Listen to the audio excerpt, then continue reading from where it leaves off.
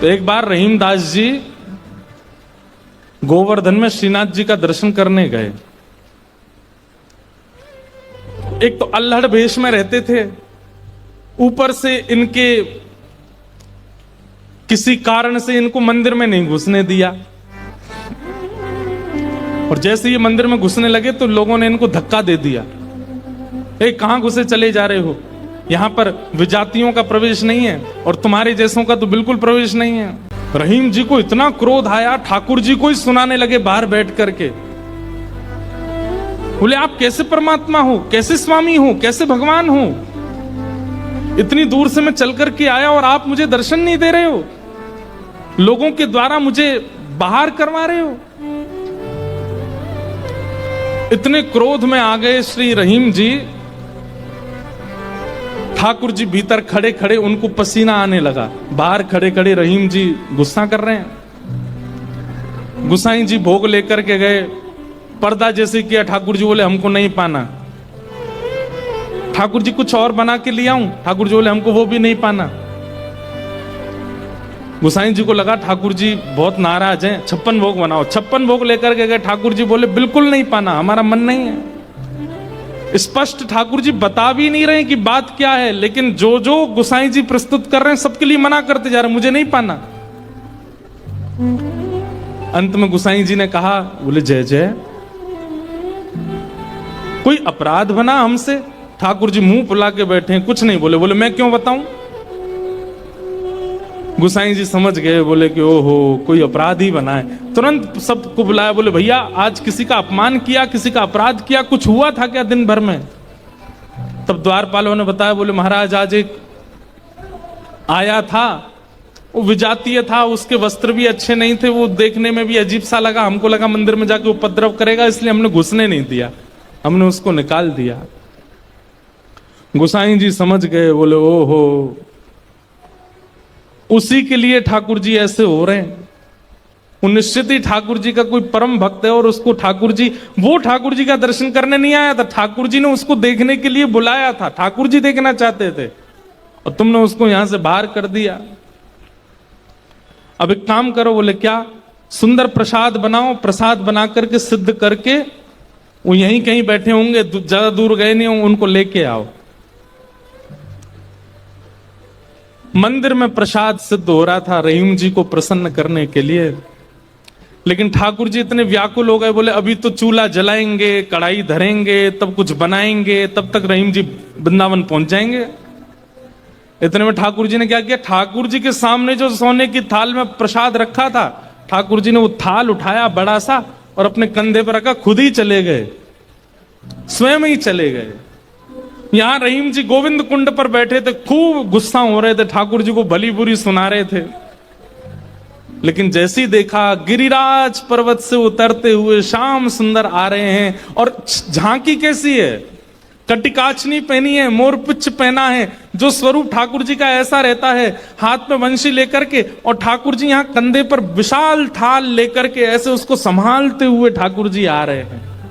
आहा, रहीम जी के लिए रहीम दास जी ने उसी समय ठाकुर जी की छवि का वर्णन किया, बहुत सुंदर। क्या वर्णन करते हैं, कैसे लग रहे हैं श्याम सुंदर? आहा, काछे काछिनी कलित मुरली कर, पीत पिछोरी साल की, बंक तिलक के सर को कीन्हो, दुति मानो विदुबाल की। ओ छवि आवन मोहन लाल की, छवि आवन मोहन लाल की, छवि आवन मोहन लाल की, छवि आवन मोहन लाल की। हाँ काछे काछ निकलित मुरली कर, पीत पिछोरी साल की, बंक तिलक के सर को कीन्हो, दुति मानो विदुबाल की। हो छवि आवन मोहन। अरे मोय कोई वेद ध्वनि ब्रज में सुनावे तो मेरे कान इतने रीझे ना आए, लेकिन कोई प्रेम आसक्त है करके मुंह को घोरी घोरी गारी सुनावे सो मैं तो वह के सामने प्रकट है जाऊं। वाह। ओ छवि आवन मोहन लाल की छवि आवन मोहन लाल। और थाल सामने रख करके ठाकुर जी वहां से अंतर ध्यान हो गए। लेकिन रहीमदास जी की स्थिति ऐसी, वो तो उसी छवि में छके हुए बैठे हैं, थाल सामने रखा है। इतने में गुसाई जी अपने असंख्य सेवकों के साथ खूब सारा प्रसाद बना करके लाए।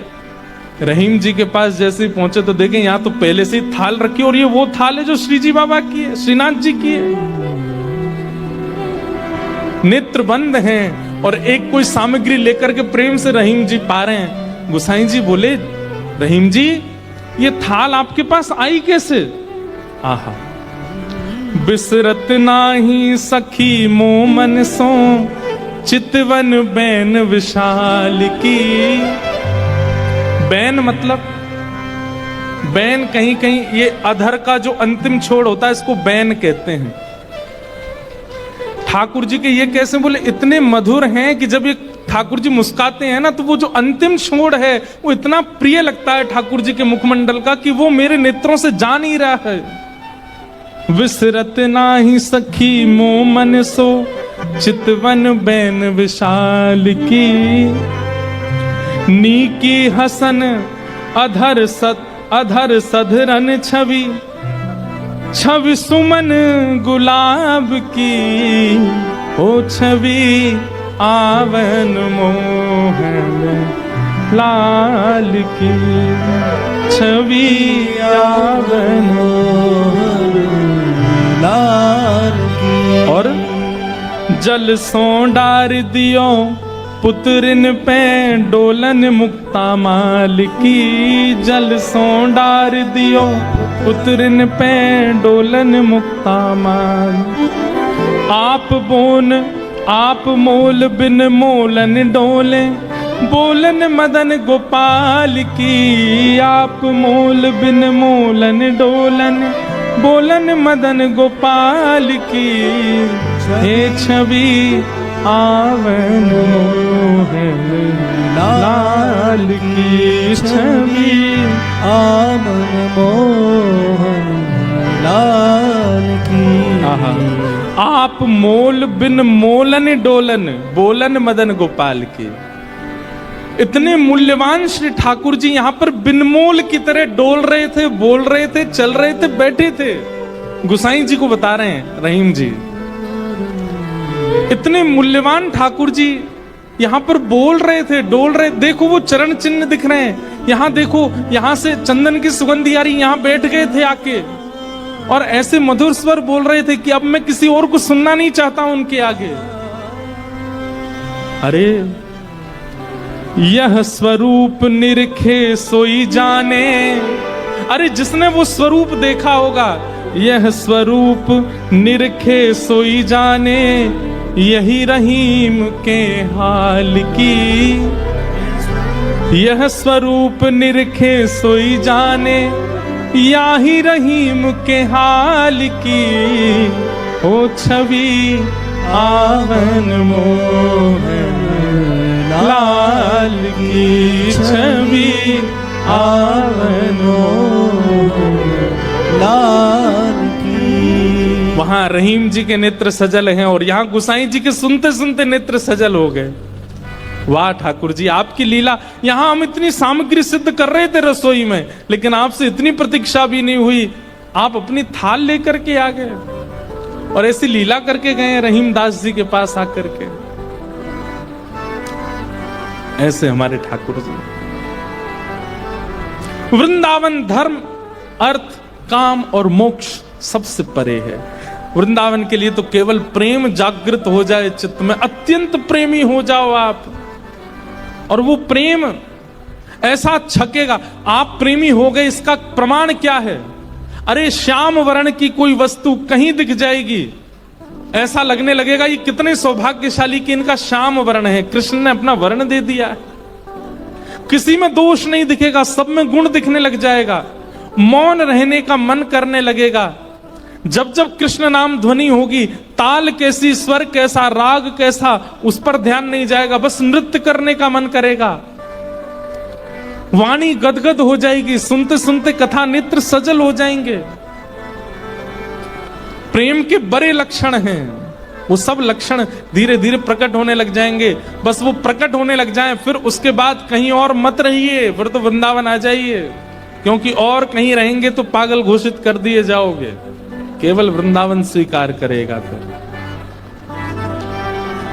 हो छवि यावन मोहन लाल की, छवि यावन मोहन लाल